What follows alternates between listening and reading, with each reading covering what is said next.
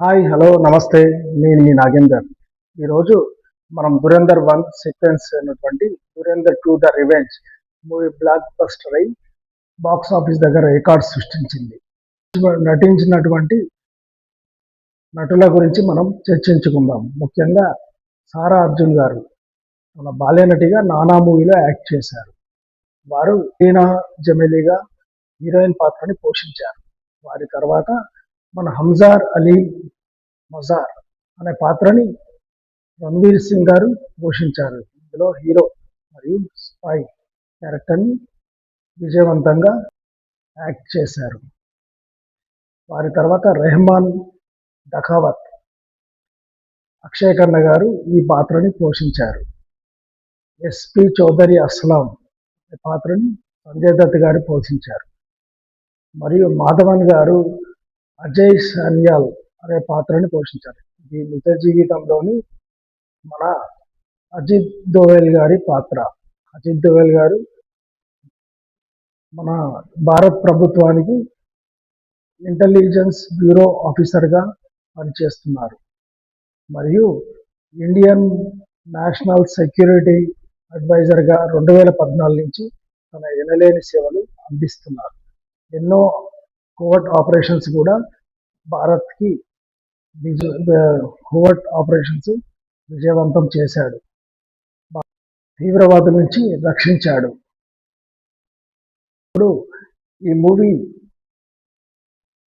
2025లో release అయింది మరియు దురేందర్ 2 2026లో రిలీజ్ అయింది. The revenge, Dhurandhar 2 the revenge.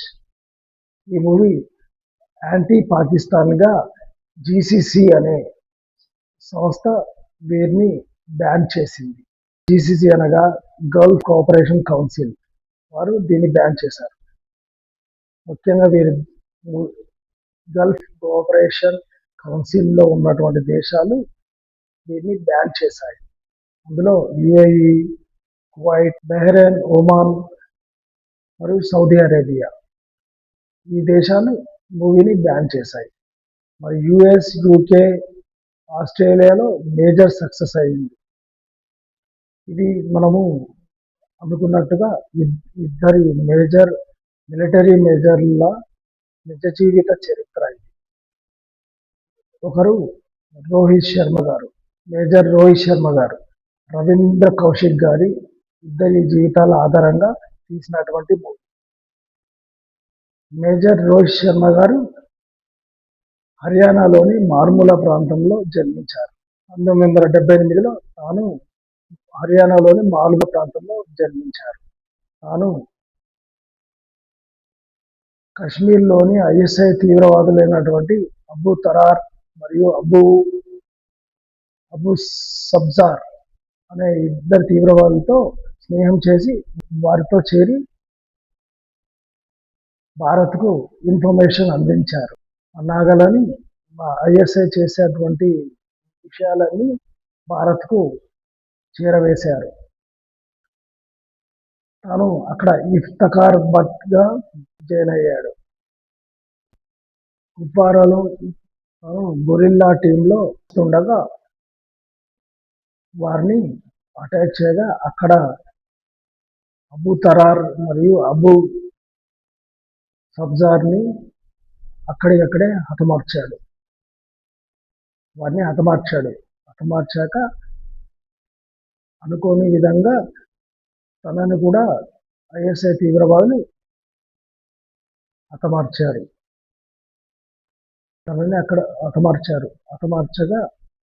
తను కూడా వీరమరణం పొందాడు.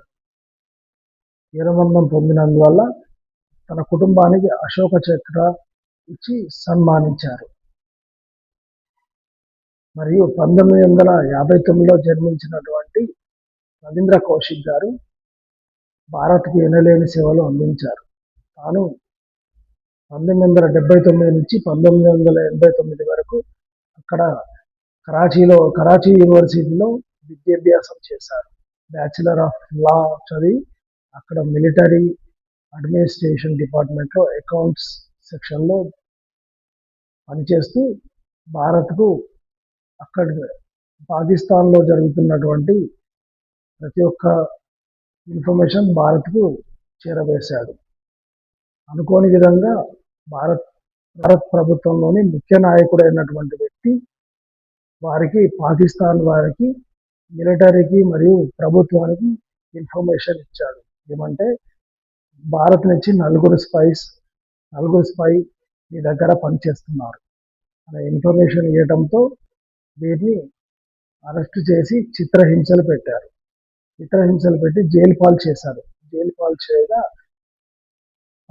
18 సంవత్సరాలు జైలు జీవితం గడిపాడు.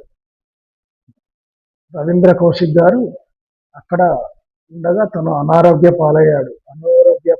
పల్మరీ ట్యూబర్క్యులోసిస్ మరియు హార్ట్ సంబంధించిన డిసీజ్తో బాధపడాడు.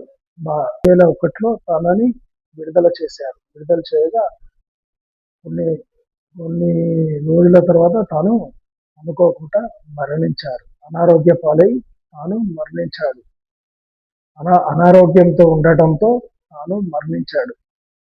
తనకి భారత ప్రభుత్వం అప్పుడు ప్రధానమంత్రి అయినటువంటి ఇందిరాగాంధీ గారు బ్లాక్ టైగర్ అని బిరుదునిచ్చారు.